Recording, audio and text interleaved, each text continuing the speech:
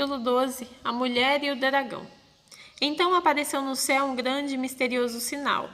Era uma mulher. O seu vestido era o sol, debaixo dos seus pés estava a lua, e ela usava na cabeça uma coroa que tinha 12 estrelas. A mulher estava grávida e gritava com dores de parto. E apareceu no céu outro sinal. Era um enorme dragão vermelho com 7 cabeças e 10 chifres, e com uma coroa em cada cabeça. Com a cauda ele arrastou do céu a terça parte das estrelas e a jogou sobre a terra.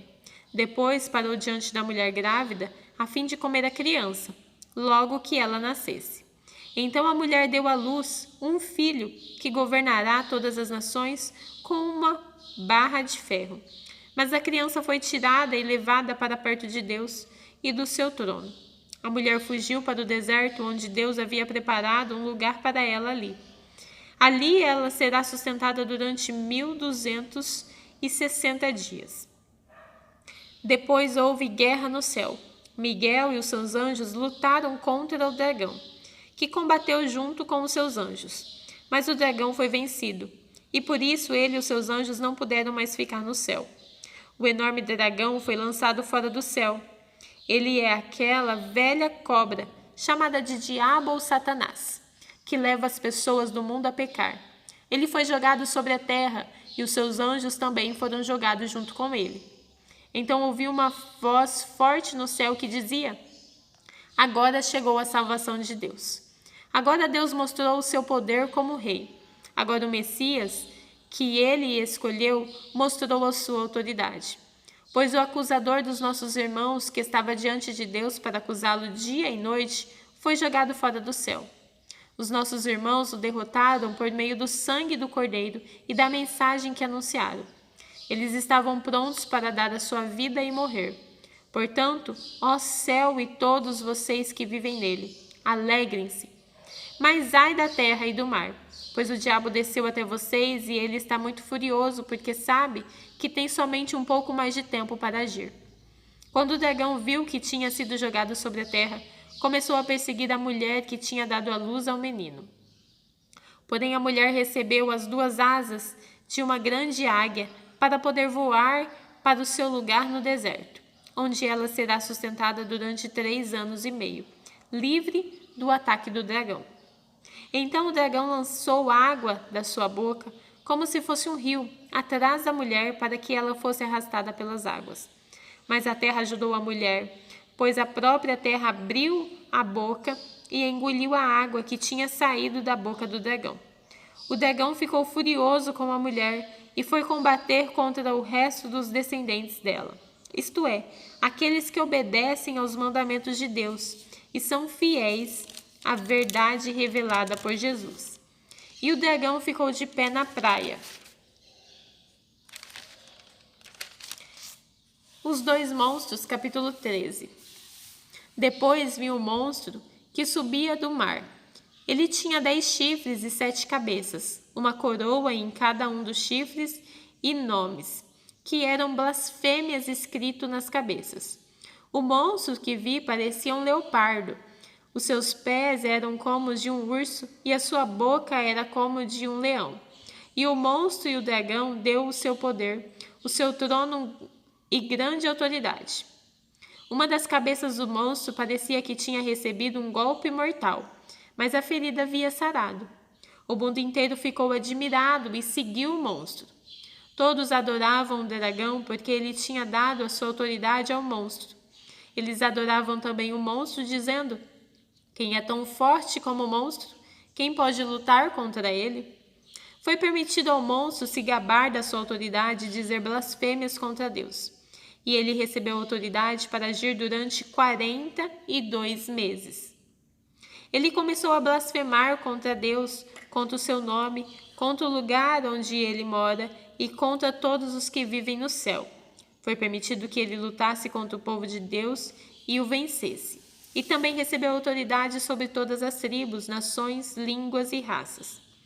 Todos os que vivem na terra o adorarão, menos aqueles que, desde antes da criação do mundo, têm o nome escrito no livro da vida, o qual pertence ao Cordeiro que foi morto. Portanto, se vocês quiserem ouvir, escutem bem. Quem tem de ser preso será preso.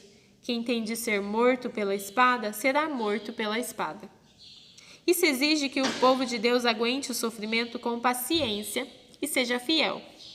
Então vi outro monstro que subia da terra. Ele tinha 2 chifres parecidos com os de um carneiro, mas falava como um dragão. Usava toda a autoridade do primeiro monstro na sua presença. Forçava a terra e todos os que moram nela a adorarem o primeiro monstro, aquele cuja ferida mortal havia sido curada.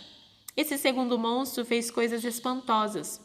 Fez com que caísse fogo do céu sobre a terra, na presença de todas as pessoas, e enganou todos os povos da terra por meio das coisas que lhe foi permitido fazer na presença do primeiro monstro. O segundo monstro disse a todos os povos do mundo que fizessem uma imagem e honra ao primeiro monstro, que havia sido ferido pela espada e não havia morrido. O segundo monstro recebeu o poder de soprar vida na imagem do primeiro, para que ela pudesse falar e matar todos os que a adorassem. Ele obrigou todas as pessoas importantes e humildes, ricas e pobres, escravas e livres, a terem um sinal na mão direita ou na testa. Ninguém podia comprar ou vender, a não ser que tivesse esse sinal, isto é, o nome do monstro ou o número do nome dele. Isso exige sabedoria. Quem é inteligente pode descobrir o que o número do monstro quer dizer, pois o número representa o nome de um ser humano. O seu número é 666. A canção dos 144.000. Depois olhei e vi o cordeiro em pé no Monte Sião. Com ele estavam 144.000 pessoas, que tinham o nome dele e o nome do pai dele escritos na testa delas. Então ouvi uma voz do céu que parecia o barulho de uma grande cachoeira, ou o som de um forte trovão. A voz que ouvi era como a música de arpistas tocando as harpas. Os 144.000 estavam diante do trono, e todos do trono e dos 4 seres vivos e dos líderes, e cantavam uma canção, uma nova canção, que somente eles podiam aprender. De toda a humanidade, eles eram os únicos que tinham sido comprados por Deus. Eram os que conservaram puros, porque não haviam tido relações com mulheres. Seguem o Cordeiro onde ele vai. Entre todos os seres humanos, eles foram comprados e foram os primeiros a serem oferecidos a Deus e ao Cordeiro. Eles nunca mentiram, nem cometeram nenhuma falta. As mensagens dos 3 anjos.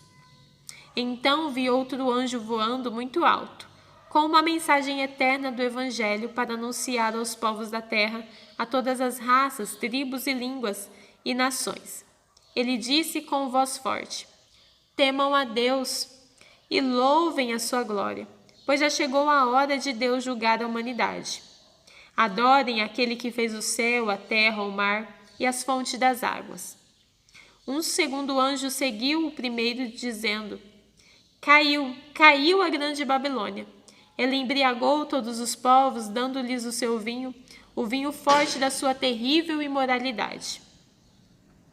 Um terceiro anjo seguiu o segundo, dizendo com voz forte: aqueles que adorarem o monstro e a sua imagem, e receberem o sinal na testa ou na mão, beberão o vinho de Deus, o vinho da sua ira, que ele derramou puro na taça do seu furor.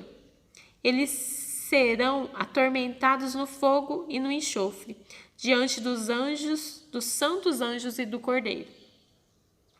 A fumaça do fogo que os atormenta sobe para todo sempre. Ali não há alívio, nem de dia nem de noite, para os que adoram o monstro e a sua imagem, nem para qualquer um que tenha o sinal do nome dele. Isso exige que o povo de Deus aguente o sofrimento com paciência. Esse povo são aqueles que obedecem aos mandamentos de Deus e são fiéis a Jesus.